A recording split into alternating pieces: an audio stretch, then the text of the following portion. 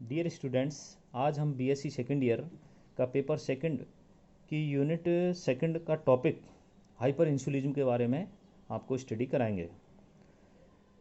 Blood में insulin की ज़्यादा मात्रा की उपस्थिति को ही हम हाइपर इंसुलिज्म कहते हैं।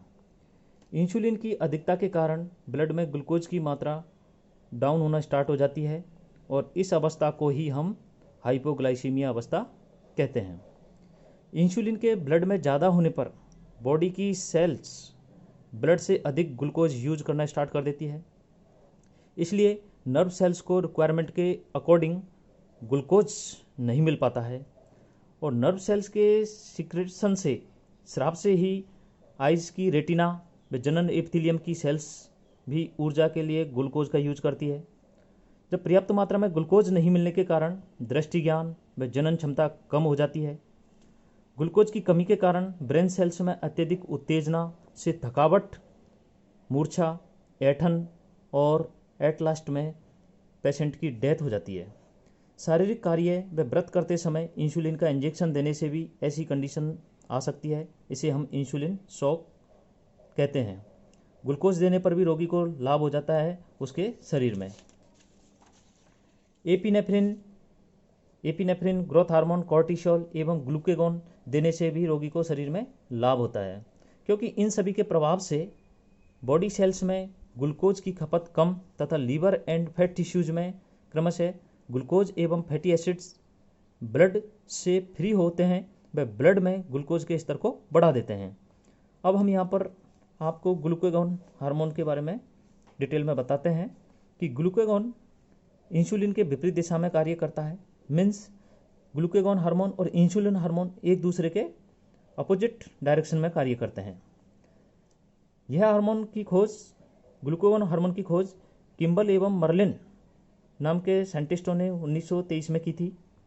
ग्लूकेगॉन हार्मोन लैंगरहैंस की दीपिकाओं की अल्फा सेल्स के द्वारा सिक्रेटेड होता है।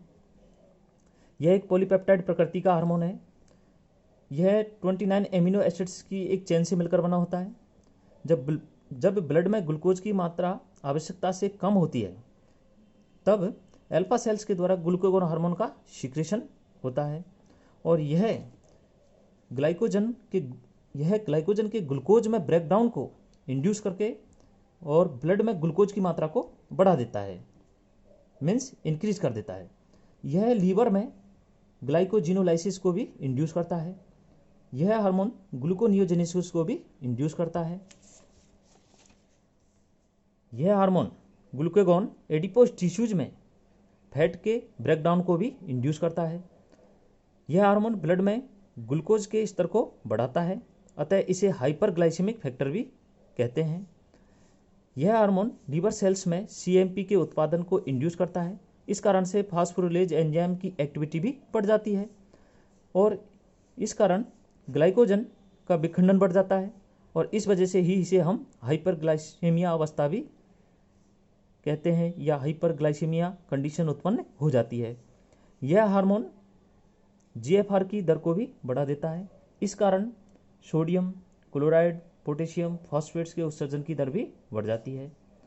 ग्लूकेगॉन हार्मोन के द्वारा हृदय स्पंदन की दर को भी बढ़ा दिया जाता है और यह हार्मोन हृदय पेशियां कार्डिक मसल्स के संकुचन को भी बढ़ाता है और ग्लूकेगॉन हार्मोन ब्लड में कैल्शियम के स्तर को कम करने के लिए भी इंड्यूस करता है। धन्यवाद।